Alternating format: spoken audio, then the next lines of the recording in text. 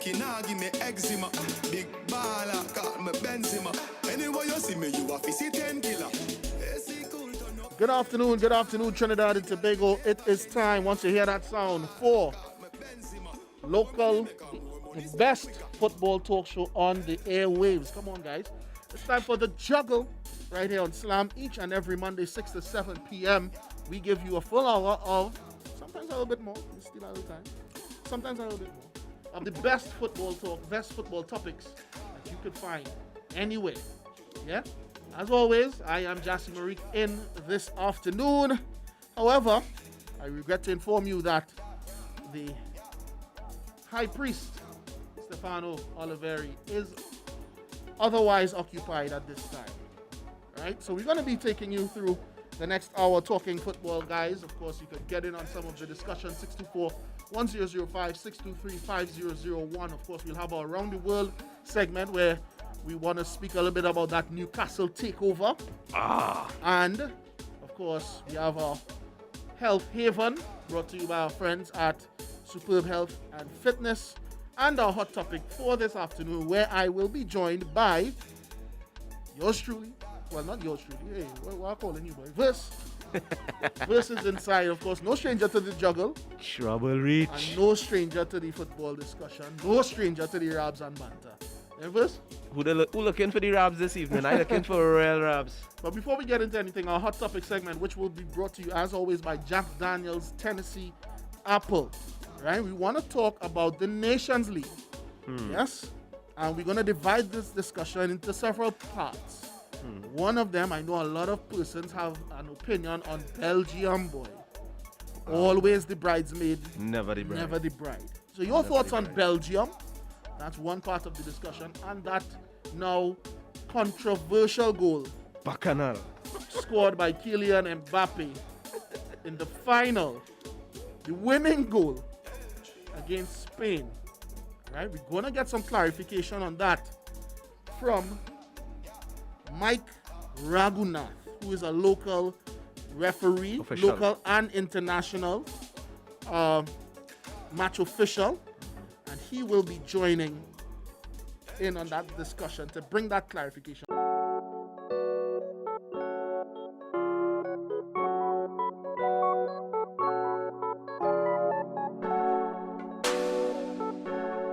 Before we bring him in, let's speak a little bit verse. Your thoughts on the Nations League, because and why all right, let me put some context. There was some strong statements by Courtois, Thibaut Courtois in particular, saying that it is almost unbearable now to be playing the amount of football that is being required. The Nations League as a competition. Your thoughts? Well, for me, the thing about it is I understand Courtois' statement, and from a player standpoint, I mean, if anybody out there as a footballer, now for the love of football, you will play. But the amount of football that is demanded and the level that is expected from a player is a lot. Now, we will say, a lot of people will say, boy, you man, why play my football? I love blah, blah, blah, blah, and all of that. But to be in that day in, day out, not you're forgetting about the cameras, but that's that high expectations day in, day is a lot. A lot of people, they're against that. For me, the United Nations, I am for it, because the level of football that you see there, you get to see a lot of players outside of the club football, and it lends a lot to the argument, because sometimes people saying, boy, he does only perform for club, country can't see him in place, but then now you see a player like, perfect example, I just touching Kylian Mbappe, showing, well, hey, here's what's going on, I could do my thing. Now, he hasn't been club-wise, he hasn't been really peaking per se in recent times, but opportunity came in the Nations Cup and he did what he does best. You know what I'm saying? I know plenty of people out there, they will have the 2 cents to put in and that, and if all they were Rabs, if all they fighting. The reason why I put it to you like that, Bruce, is because I think the Nations League is a bit of a blessing and a curse. For the same reason. Double-edged sword. Yeah, double-edged sword. For the same reason that you outlined. It is an opportunity to see more football, expose more players, etc. But I think so far, what we've seen is the regulars, the same old. So is it really just another opportunity for these bigger nations to Flex get the muscles another and get another cup. another trophy in the cabinet, or is it a way to expose these players? And I think it's a little bit of a double-edged sword. Maybe because that we did not foresee That it would coming end up. up this way. So that's why I think. But the real matter behind what I'm trying to also explore is whether Courtois was just Venting. sour grapes. Yeah.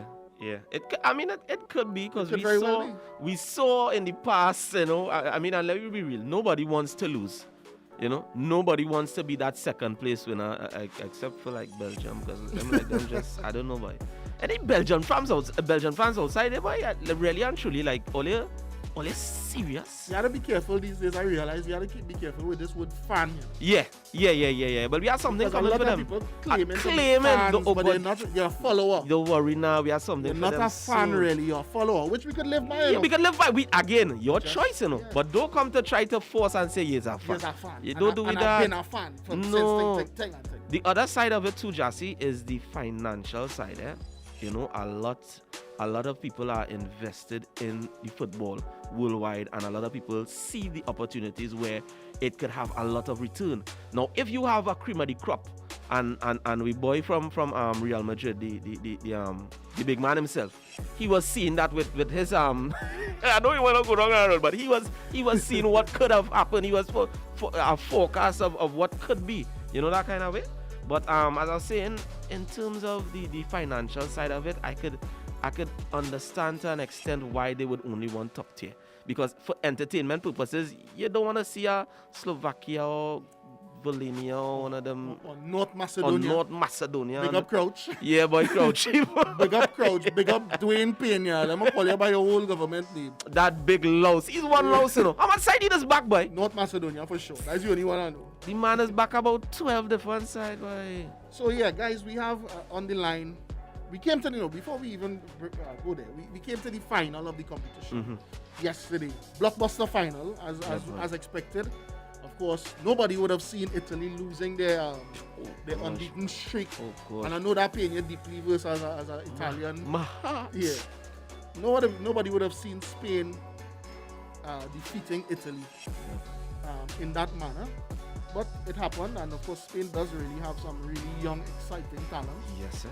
So at the end of the day, I guess it was not much of a surprise from that perspective. Yeah.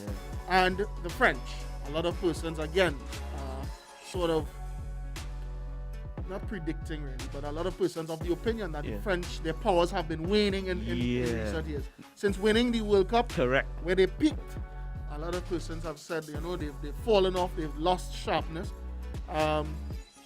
Which I myself tend to believe sometimes, but I also believe that with the amount of talent that we've seen come through that France system in the recent years, look at the composition of the squad, for instance, compared to the World Cup winning team. No. The back line was almost entirely different, with the exception of Lloris, the goalkeeper. They had Theo Hernandez, who's a recent revelation. Luca Hernandez, his brother, would have played at the World Cup. Pavard remained in the center of defense. You had Varane, who was also at the World Cup. No Umtiti since then. Kim Pembe has started. Has picked up that show starters role in the midfield. Kante, not there. You had Pogba, etc. So the team itself, the French team, is very deep, very deep. But now you see, the thing about it is what that says to me, Jassy, is that the group as a whole had full trust and belief in the philosophy and the system of the management. And I mean, the proof is in the pudding. A lot of people might say what they want about them, but look at it. Football, we know, is a funny thing. Yes, on the day you could have the sharpest of tools, and then something go wrong and it causes some problems and causes some misuse and go again. But less than more. And this French team definitely shows you what that pedigree is. Do you understand? Now, I forgive me, but it leaves my heart, so I had to go back. Here what I'm saying. People need to understand two things. The Italians are on a bounce back, I would put it at that way, of recently, because of what happened in the past.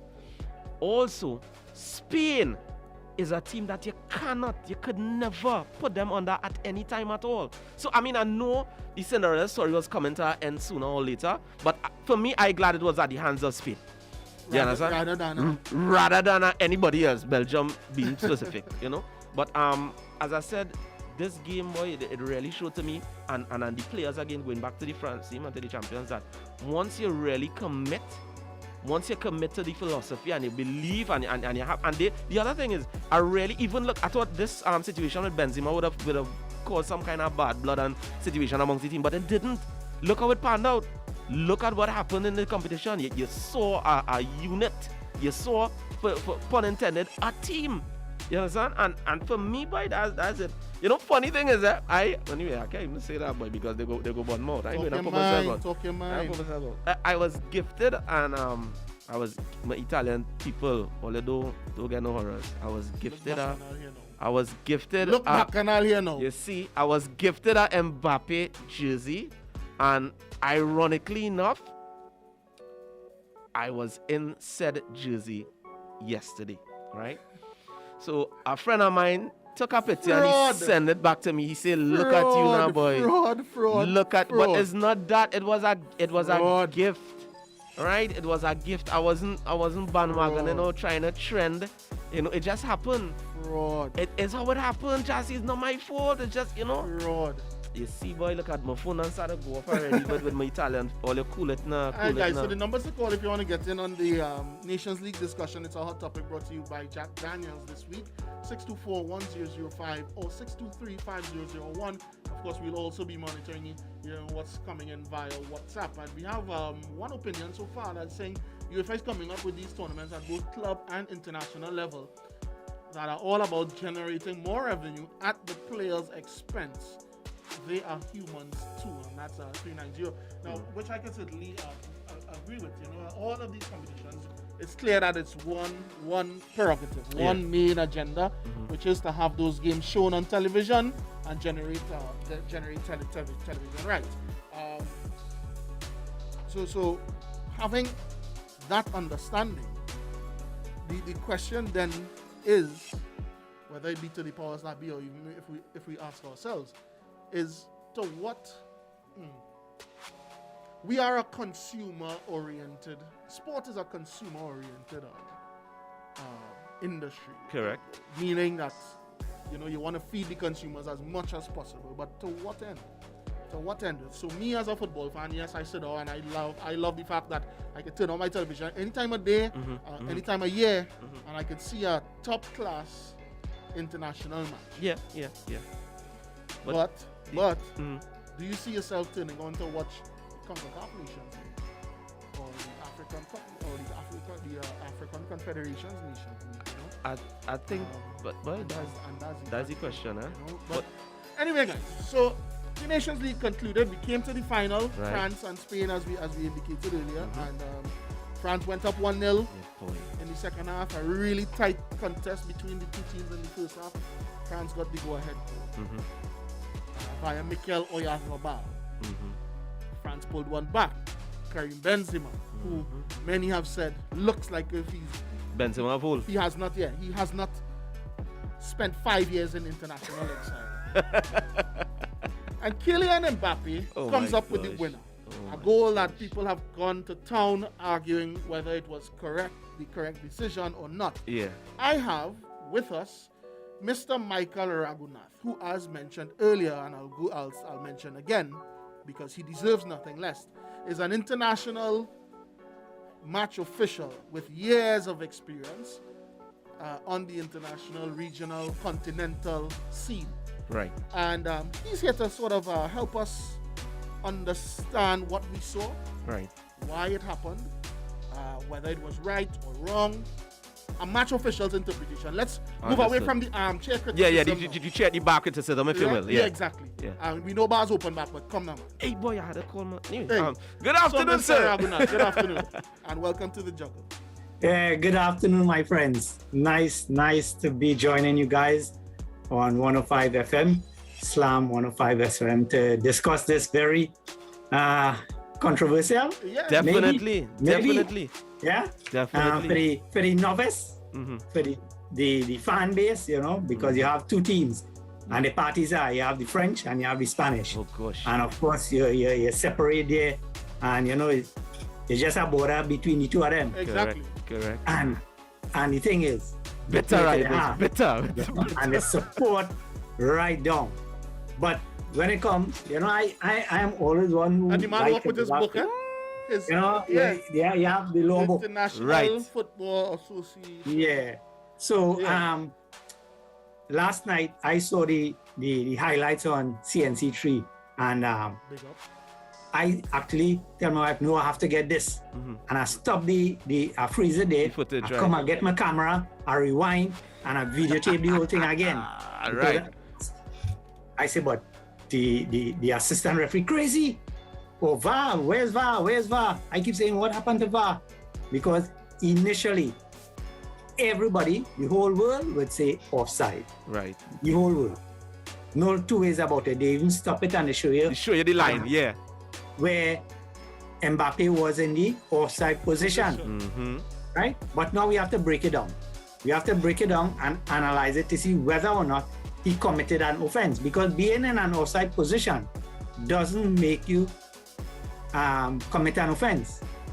So you know, long time you used to have a thing say loafing. Yeah. Right? Yeah. You can loaf how much you want. Right. It is only when you get involved in active play, then you should be penalized. Okay.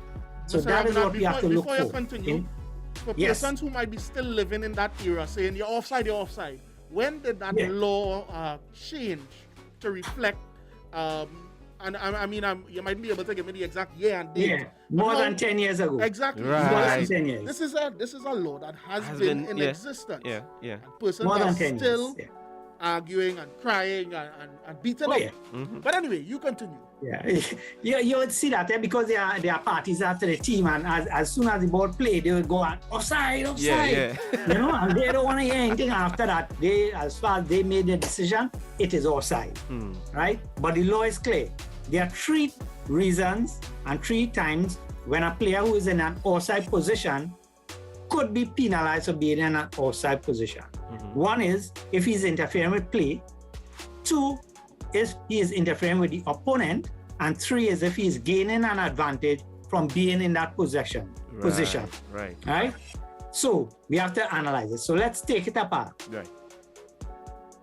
To be interfering with play, it means must be the attacker and the ball alone, nobody else. Right. In this clip with Mbappe, that did not happen. Right. So it is not interfering with play. Is it interfering with the opponent? He never challenged the defender for the ball. Nope. So it is not interfering with the opponent. Is it gaining an advantage? Some people may want to go that way. But gaining an advantage have changed over the years, and it is now gaining an advantage as if the ball hit the crossbar and rebounds and you in the offside position go to play it, or the keeper save, and then you, who was in an offside position, go to play it, Right. then you have gaining an advantage. So a number of things have changed over the years with this offside position. So, and what is key now is what took place in this play. At the moment the ball was played by the French player Right. who made the pass, Right. where was Mbappe? He was in an offside position. Right. Okay? Right. Clearly in an offside position because they draw the line and all those things. Right. You didn't And even he's need a clearly line in an to see. offside position, Right. right? Yeah. Did he get involved in the play? The answer is no, No. right? When you watch the distance from where the ball was played to where Mbappe was, it's about 8 meters to 10 meters, roughly. Right. Yeah? That means the defender now, who is on the side of Mbappe, is around the same distance away from that From the first pass. play by First the part, yeah. French player. Mm-hmm. So therefore, he has space. He have enough distance between him. So it is not a reaction. Mm-hmm. So we have some terms we use in the football refereeing terms. We have action and reaction, Right. right? So it was a deliberate action by the Spanish defender.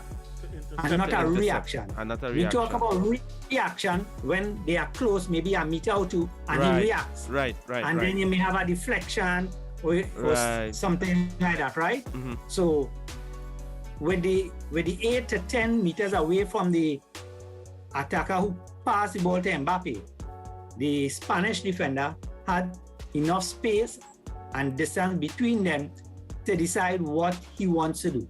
And he decided to play at the ball. By playing at the ball, he actually got a touch on the ball. Right. And the law is clear. Play or touch equals a play. Right. Right? Whether you play it into, and we will think play is actually make a pass. Right? But that's why they put play or touch. The law have it clear there for both the attacker and the defender. Right? So the defender stuck his foot out and the ball came off his foot. Right. And you saw the ball went ahead of him now. Yeah. And Mbappe, who was about 2 meters away from that defender, Right. then pounced on the ball, collected it, moved towards goal and scored a beautiful goal. Wonderful goal. So the moment that defender touched the ball, played or touched the ball, a new phase of play begins. Correct. Right? And therefore, who would have last touched the ball or played the ball before Mbappe got it would be a member of the opposing team. Correct. And therefore, it nullifies the offside situation, and the player, even though he's in an offside position, he's free to play the ball because he did not receive it directly from one of his own teammates. And therefore, good goal, celebration by France, and a lot of crying by the Spanish team and the whole Spanish country. But that is it in a nutshell. I don't know if you have any questions you want to ask more about. I would like to point out to listeners in particular that Mr. Ragoonath just spent roughly 5 to 8 minutes breaking that down. Dissecting it. And that suggests to me how difficult a referee's job really is. Because you don't have 8 minutes to go to VAR and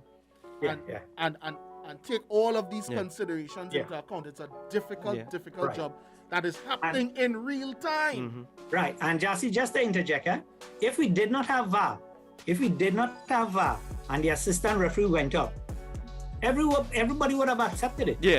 Everybody would have accepted it. As the right decision. As the right decision. And it would have actually been the wrong decision. And even though they would have accepted it because he doesn't have that slow motion, frame by frame, replay, dissect, check all that. angles, On the line, he has to make one view. Snap decision, one snap decision, and he is seeing a player in an outside position and now runs onto the ball. That slight touch that the defender got, he may not have even seen it because when you look across the field as an assistant referee, Mbappe would have been in his line of vision, not the defender. Correct. So the person who would have seen that touch most likely is the referee, right? And now what we have the communication device that the whole team wear, up to the fourth official, wears the communication device, and what we train the referees to do now when they are using the communication device, if it's the referees, so when that ball is played now and there's a touch by a defender, the referee will say on the comms, ball played, ball played, ball played, so that the assistant referee will hear ball played. Right. Or he will say defender, defender, defender, depending on different parts of the world, they will have their slogan. Communication. Okay. So if he say defender, defender, defender, it means that who played the ball. Right. And therefore the assistant referee, that's if they don't have VAR, right? And of course the same likewise for the assistant referee. If he sees something, he will say position, for example, if it is a shot going to goal and a player is in an offside position, but he can't see whether he's lined up with the goalkeeper and blocking his vision. So all he will see on the comms is position, position, position. The referee who is on top of the penalty area seeing through that play. Right. To now decide whether he is in the line of vision of the goalkeeper and now causes a problem. Right. So the information is transmitted and teamwork is the key to it at that level. And these guys are trained. Yeah. These guys are trained. Well, Yeah? you see, in terms of, and that's the thing about it, whether instead of having a full conversation, you had the code, the words to use, and less time you're taking up to do it. So there, that's great. Sir Ragoonath, I want to thank you for taking the time to clear that up for us here on the Juggle and as well as our listeners. But before you go, I want to ask you something. I wanted to ask you a question, but I don't want to bring the game into disrepute, as they say. I wanted to ask you, what is the worst decision you've ever seen made on a football field? Okay, recently? Hey, you willing to answer? If you're willing to answer, yeah, recent one. Yeah. Levi Garcia's decision. Oh, the dismissal, the red card. Last week or so. Yeah, that was actually about a month. That was atrocious. Wow. That was atrocious. What do you think should have been the course of action there? 2 red cards to the 2 players in white. Right. And a yellow card for Garcia. Right. When I broke it down, I went through it again. I dissect it. Yeah. Right? This man was on Levi Garcia back for more than 10 meters. I check it because you have on the field of play, you have the bars running across, right? How they cut the field. So you could actually check the distance. Yeah. Right? Yeah, it's about some is 6, some is 5. So you could almost check it, right? And the guy was on Levi Garcia's back for about 10 meters. And the referee is right there and did not blow. Right? There's no advantage. There's no advantage to look for there. Right? Levi is fighting him off. Right? Eventually, he gets him off and he pushes him away. Right? That is normal. Right? The referee eventually blew. The referee didn't. He went in and then he backs off. The other player, the number 8 player, who ran in and charged Levi Garcia in the back, could have broke the boy's spine. Right? That was excessive force. And again, when you go back to the laws of the game, they have broken down that into careless, reckless, and excessive. Correct. Right? Careless is foul, no card. Reckless is foul and yellow card. And excessive force is foul and red card. Right? So the guy was choking Levi Garcia. Right? And almost wrestling to the ground when you look at it. That's assault. That is assault. Correct. Right? That boils down to brutality and assault. Right? And I even wanted to go as far as to say probably even racist. Right? How he behaved towards Levi. No, serious. It's rabs and banters, Mr. Ragoonath, but let's not speculate, so to say, right? But definitely when you look at it, and when you analyze the clip, how it was done, and then the referee ran in, and eventually the same number 8 player who charged Levi in his back, right? He get up and Levi was backing off. Levi was backing off, and he keep going at Levi. Even the goalkeeper came and got involved in it, right? And was saying a set of things, right? And the 4th official is right there, did nothing. I have a question coming in here from one of our WhatsApp contributors, Mr. Ragoonath. Sure. I know you mentioned that you didn't see the game live, you saw it on highlights, but the question is, why wasn't the replay shown if they were confident that it was a proper goal? And I am assuming this is the VAR. Why wasn't that shown? Well, it did not go to VAR because it didn't go to check, because as far as they are concerned, the play was a good play. So there's no reason to check. So VAR did not recommend that. The moment the defender touched the ball, everything nullified in terms of the play changed. So there's no controversy anymore. Right? Somebody is saying here that he's in agreement that the interpretation that you've given is quite satisfactory. So congratulations to you, and I know you've always been a very diligent and very reliable source of information when it comes to these matters. So as I say, feel free anytime, Jassy, shout me out. And I'm always willing to share and assist with clarifying when it comes to the laws of the game and interpretation and application. You see, people may know the law, but the interpretation and application of the law, correct, sir, in the modern game, correct, I am telling you, the handle ball is, if you feel outside controversial, handle ball is getting so crazy now. We will go to that in another edition Yeah. of the Juggle. But Mr. Nice, man, Ragoonath, nice. again, thank you very much for joining, and certainly, again, if we have any things that we need clarified, I know Verse is a fierce competitor, such as just as myself, and Yeah, there was not a a decision.